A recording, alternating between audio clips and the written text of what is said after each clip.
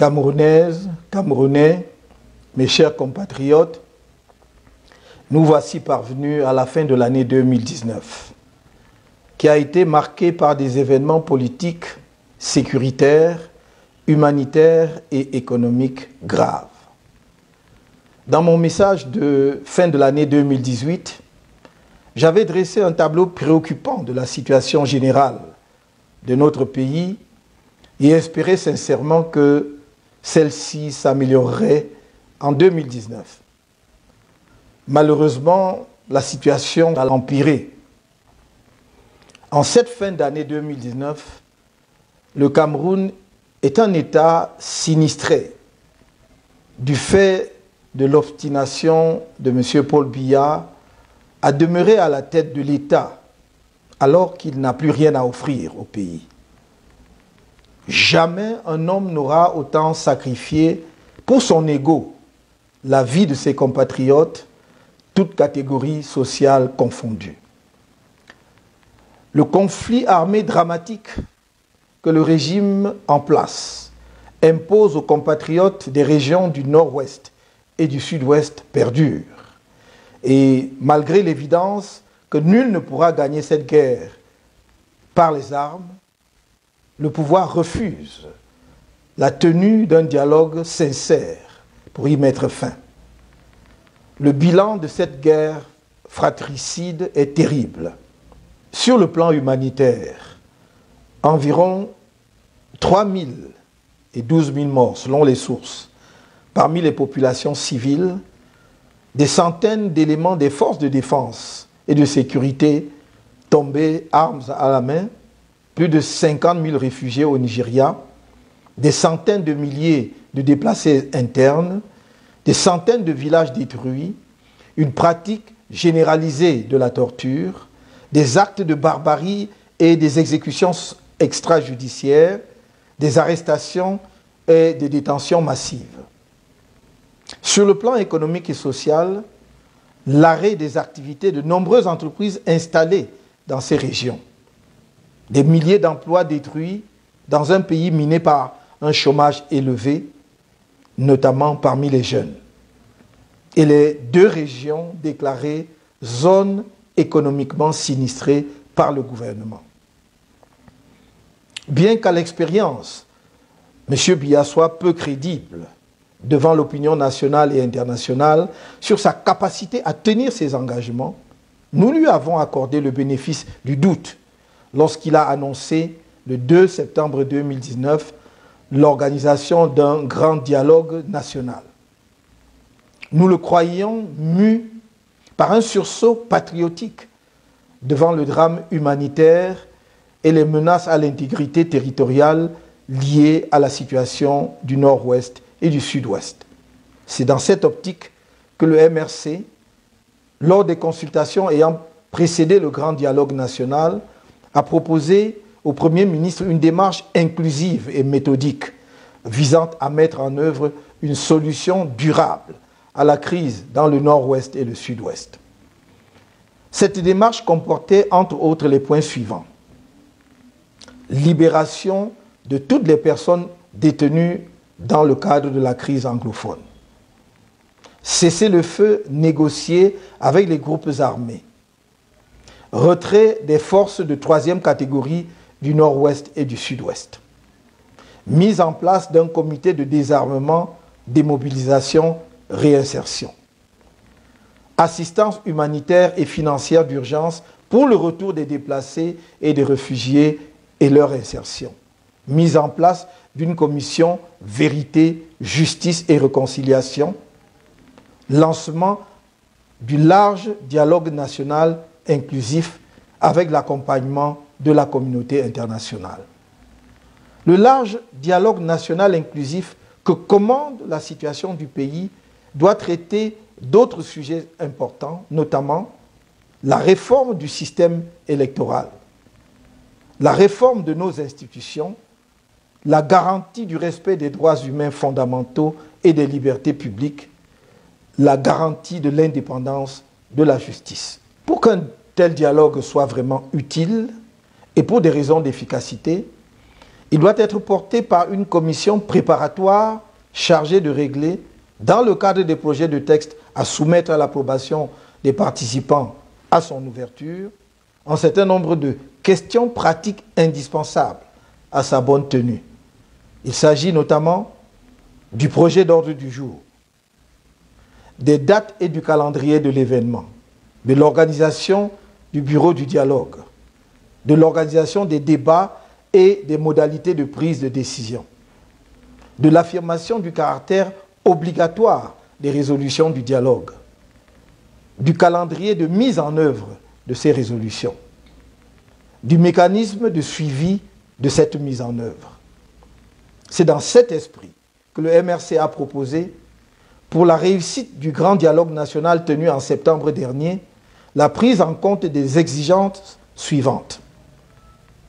La conduite des débats par une personnalité neutre, jouissant d'une expérience avérée dans la résolution des conflits et approuvée de manière consensuelle par les participants.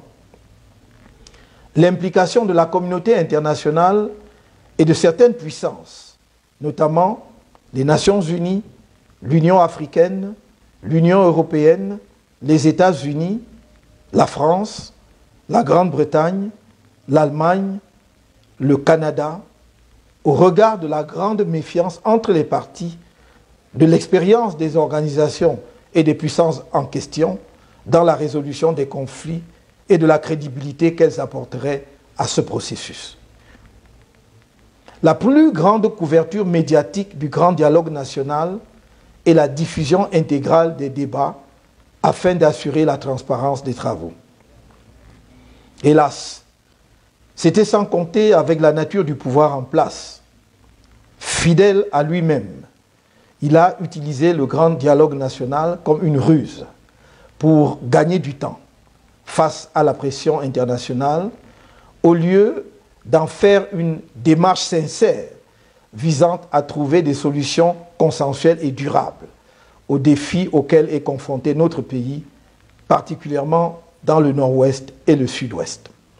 Il a ignoré de ce fait les propositions du MRC, ainsi que celles allant dans le même sens, provenant de la société civile et de la communauté internationale.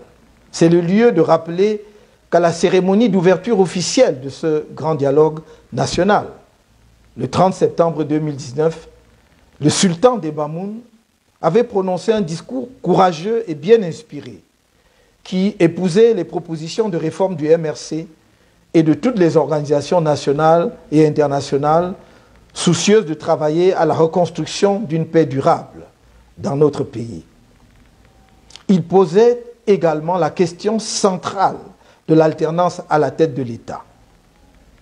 Ces propositions avaient été très mal accueillies par le Premier ministre qui, quelque temps avant, avait lui-même été désapprouvé publiquement par le ministre de l'administration territoriale sur l'orientation à donner au dialogue. Le fameux grand dialogue national, qui n'a été qu'un monologue et une fuite en avant, s'est achevé sur des recommandations sans importance, de surcroît non contraignantes pour le pouvoir et sans aucun calendrier de mise en œuvre. Ces résolutions ont donné lieu à ce qu'on appelle maintenant la loi sur la décentralisation, comme si aucune loi n'existait en la matière. La grande trouvaille du grand dialogue national est d'avoir découvert une proposition que nous avions faite en 2017, en conformité avec la Constitution de 1996, qui prévoit en son article 62, alinéa 2, la possibilité d'un statut spécial pour certaines régions du pays. Le grand dialogue national le découvrait 23 ans après l'adoption de la Constitution de 1996 et 3 ans après le début du conflit armé dans le nord-ouest et le sud-ouest. Au regard de la profondeur du climat de défiance des populations du nord-ouest et du sud-ouest vis-à-vis du pouvoir en place et de la persistance du conflit armé qui a causé des dégâts humains, économiques et sociaux importants, cette loi sur la décentralisation arrive sans doute trop tard et offre très peu pour la résolution de la crise. Aujourd'hui, la situation sécuritaire et politique du pays commande une franche discussion entre Camerounais sur la forme de notre État. Et pour être porteuse de paix, une telle discussion ne doit pas être fermée au débat sur le fédéralisme.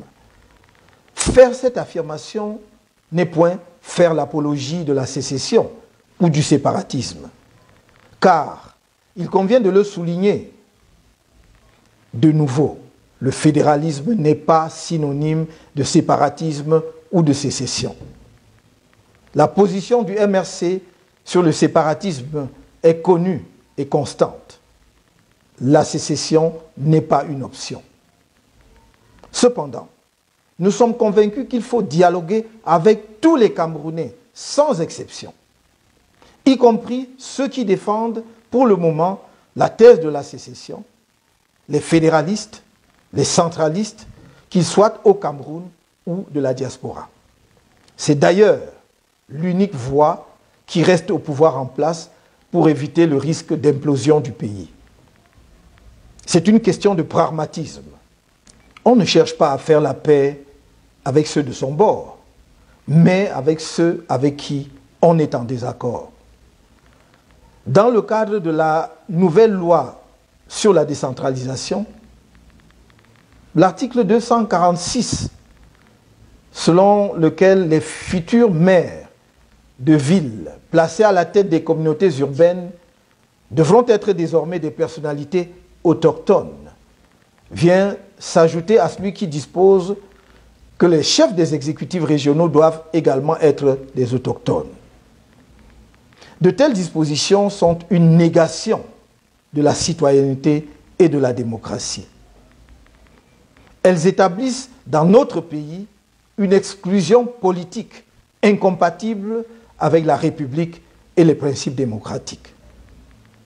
Suivant une telle logique, les responsables civils et militaires, les fonctionnaires et agents de l'État ne devraient-ils pas eux aussi être des autochtones afin de parfaire le repli identitaire que promeut cette fameuse loi?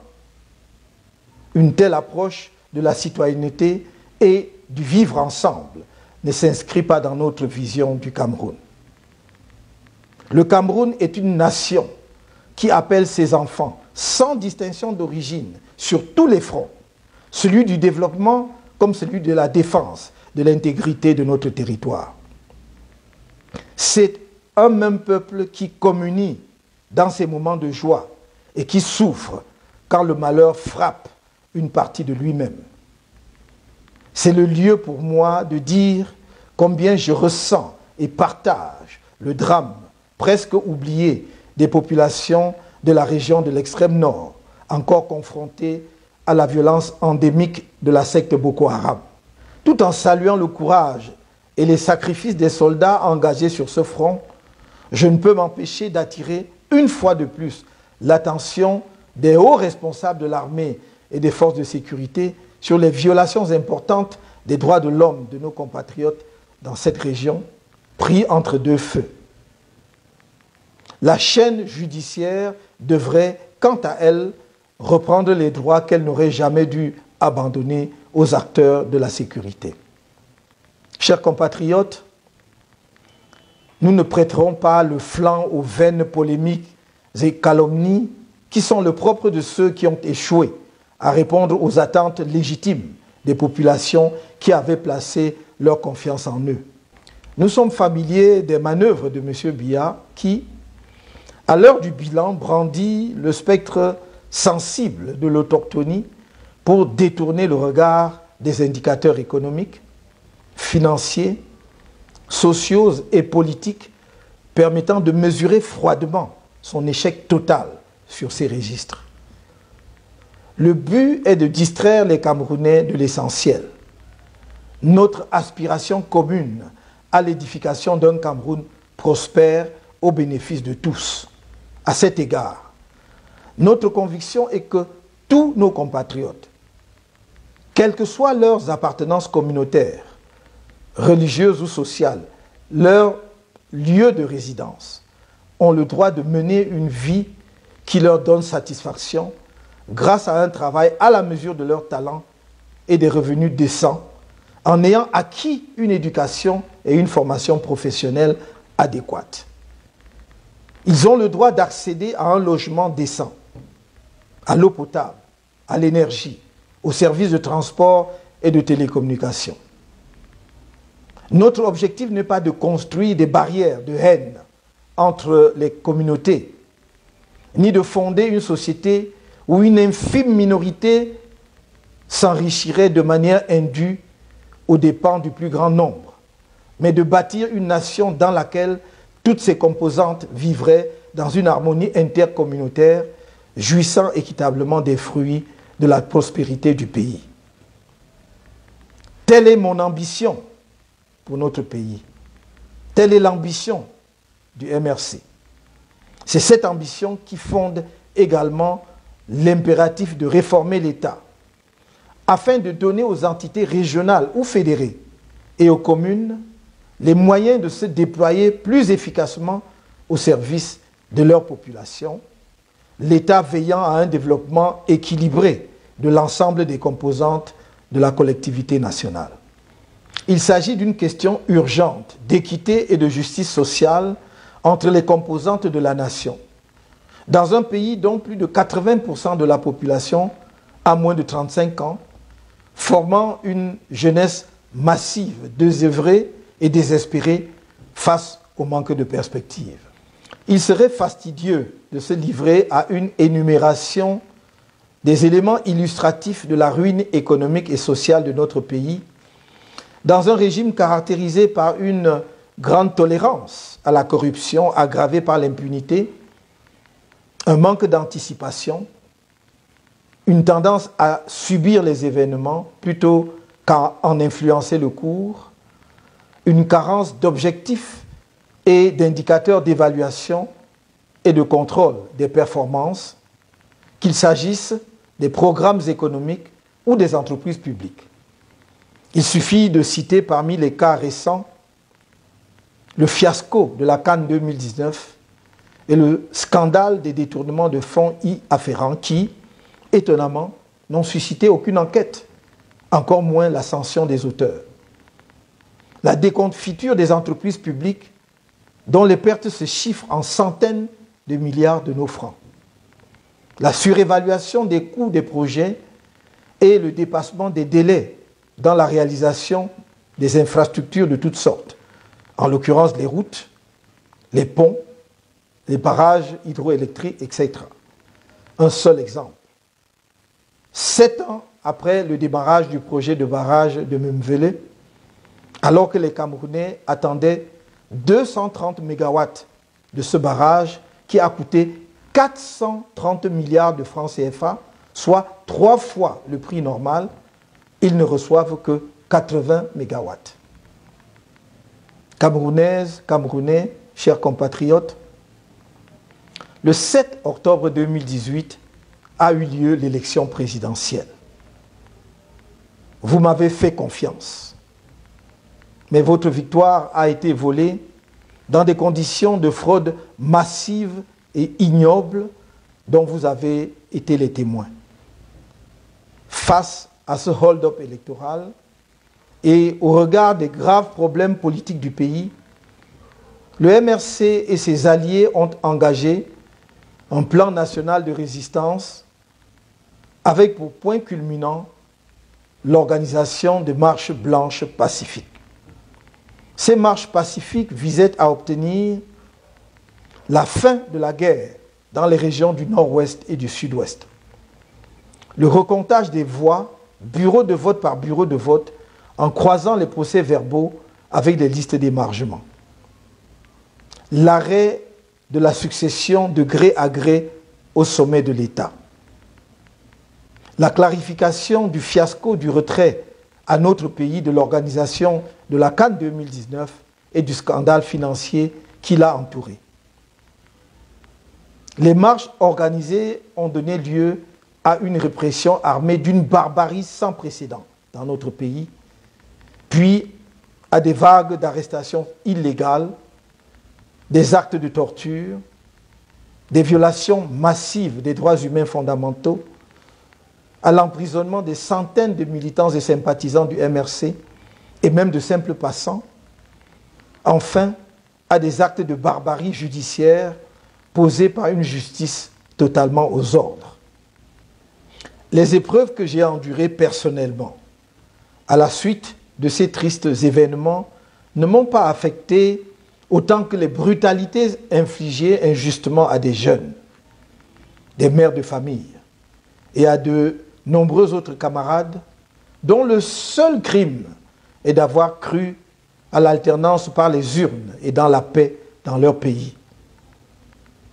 Certains d'entre eux sont mutilés à vie.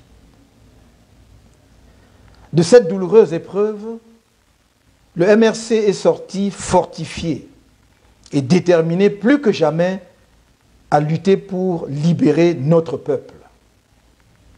Face à cette situation, notre parti a montré que la solidarité n'est pas un vain mot dans sa vision. En effet, pendant plus de 9 mois, une chaîne extraordinaire de solidarité s'est formée, des confins de nos campagnes à la diaspora, pour apporter assistance aux otages politiques du régime que nous étions et que certains de nos camarades encore en détention demeurent. Face à une justice devenue folle, nos braves avocats ont démontré une compétence, une détermination et un sens du sacrifice exceptionnel. Et que dire de la réussite de l'opération baptisée Ardoise Rose, conçue pour soutenir la scolarité des enfants des camarades détenus par des Camerounais anonymes d'ici et de la diaspora. Que le plus petit des contributeurs ou donateurs de l'intérieur comme de la diaspora, le plus jeune des collectifs de nos brillants avocats, les camarades qui se sont sacrifiés au quotidien pour assurer la lourde logistique, les familles des otages qui ont été d'un soutien moral inestimable, reçoivent ici ma profonde gratitude et celle du parti.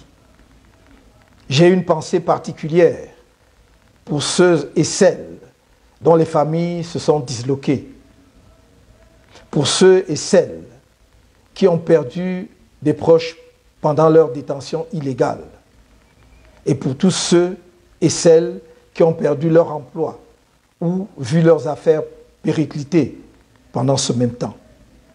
Rien ne peut compenser ce que ces hommes et femmes ont injustement perdu.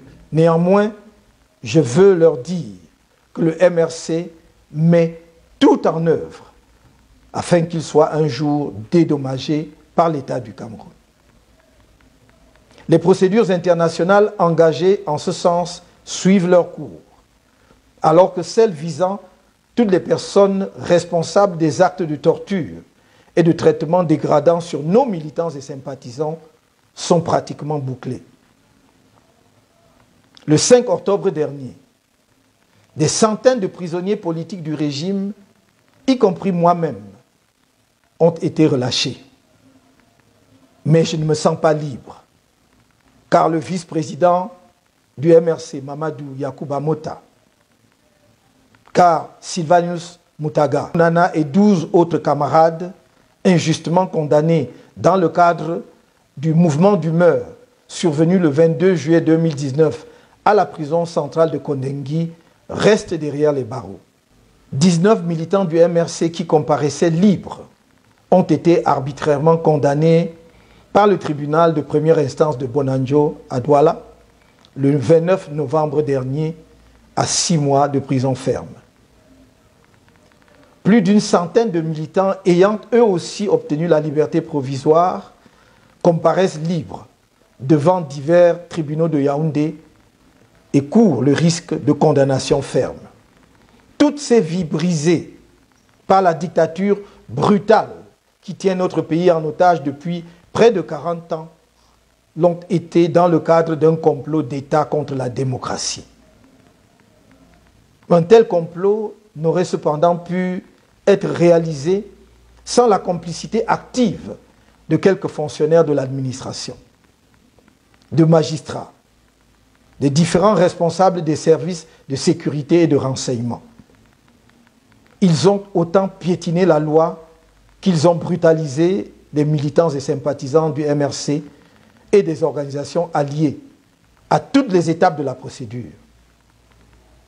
Ils ont foulé aux pieds les lois de la République et refusé de dire le droit, otages qu'ils sont de leur trajectoire professionnelle respective, de leurs ambitions de carrière, de leurs convictions politiques et autres, et parfois simplement de la peur, voire de la haine gratuite.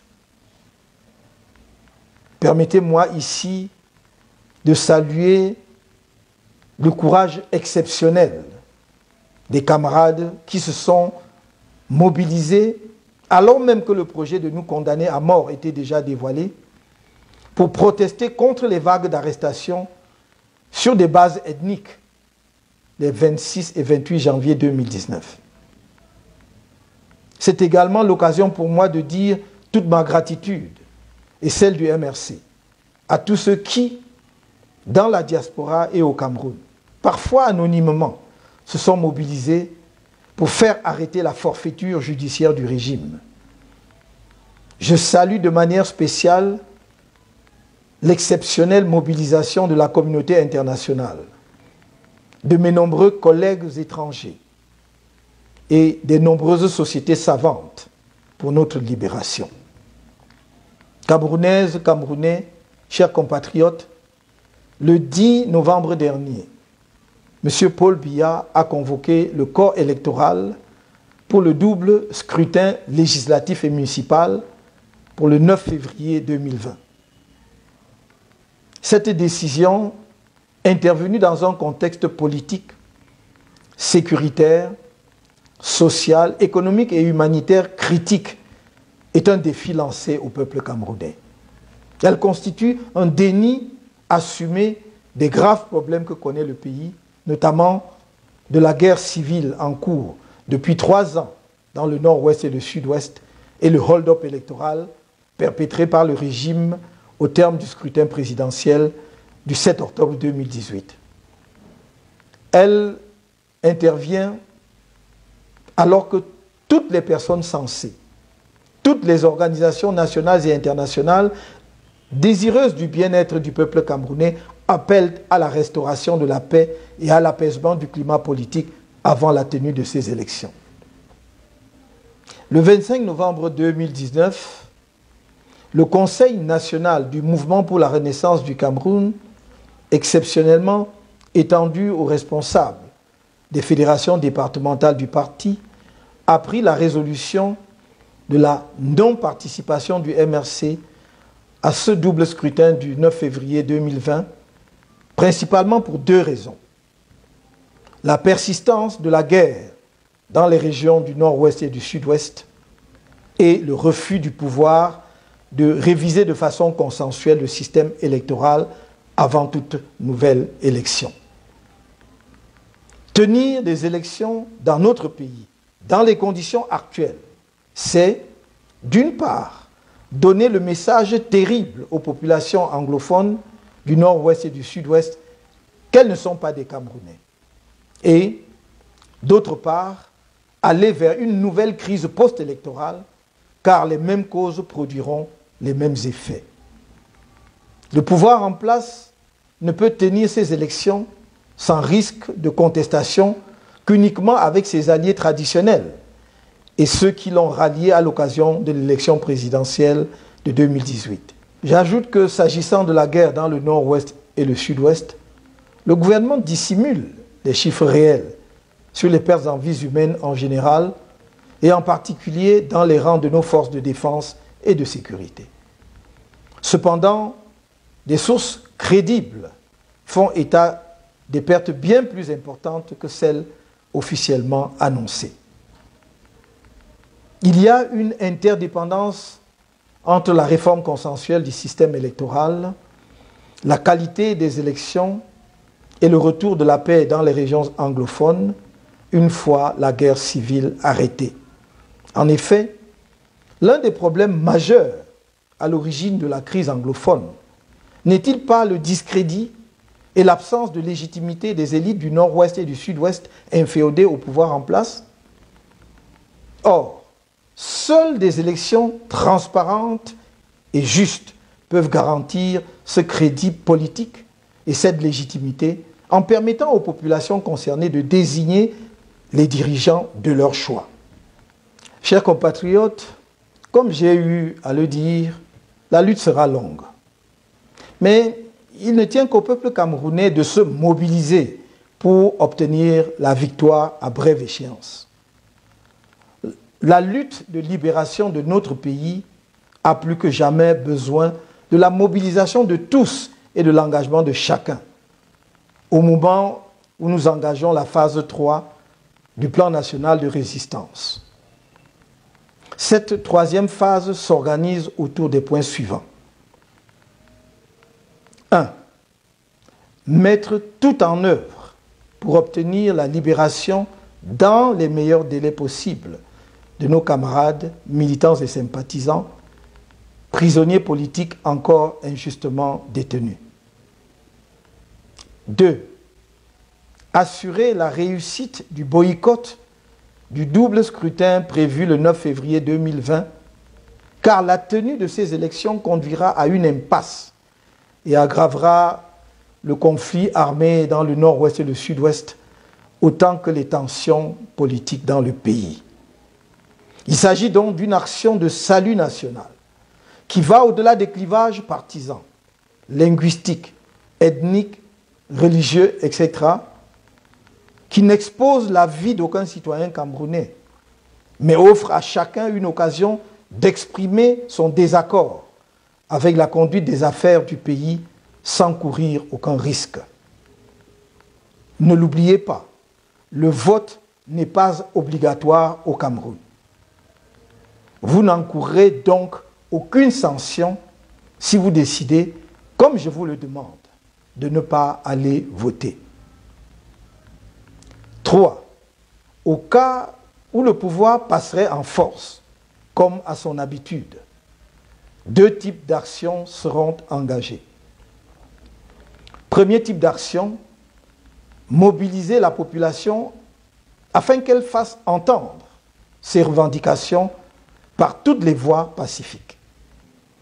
Second type d'action, accentuer l'action internationale à tous les niveaux pour une implication effective et plus efficace de la communauté internationale et des principaux partenaires bilatéraux du Cameroun dans le règlement des crises multiformes qui frappent gravement le pays, en particulier la crise humanitaire dans le Nord-Ouest et le Sud-Ouest. Camerounaises, Camerounais, chers compatriotes, en ce moment de grand danger pour le Cameroun, quelques esprits faibles, pris de panique, crachent le venin de la haine. Ils sont victimes de leur peur. C'est à ce moment précisément que notre pays a le plus grand besoin de femmes et d'hommes capables d'élévation d'esprit, de patriotisme profond, d'empathie pour leurs compatriotes, pour franchir le cap délicat, sans sombrer dans la démence du chaos sécuritaire et politique. C'est pourquoi, fidèle à ma démarche constante de rassemblement sans exclusive des forces vives du pays, je fais appel à ce qu'il y a de meilleur en chacun de nous pour échapper à l'autodestruction nationale, à cette inclination tribaliste qui se fait chaque jour plus forte, et à nous atteler résolument à construire ensemble la République nouvelle que notre peuple appelle de tous ses vœux depuis si longtemps. Une telle mission transcende les partis politiques, les clivages ethniques, les appartenances religieuses et les croyances de toutes sortes. C'est à un sursaut national que la situation dramatique de notre pays appelle sans délai tous ses enfants. Nous devons avoir le courage de constater que le système en place a épuisé sa logique et que le Cameroun ne peut plus rien en attendre. Nous devons convenir qu'il devient urgent de régler les crises qui menacent notre intégrité et sa cohésion, qu'il est temps de trouver un nouveau leadership pour le pays afin de donner une chance à la jeunesse camerounaise nombreuse, talentueuse, mais désespérée et sans avenir dans les conditions actuelles.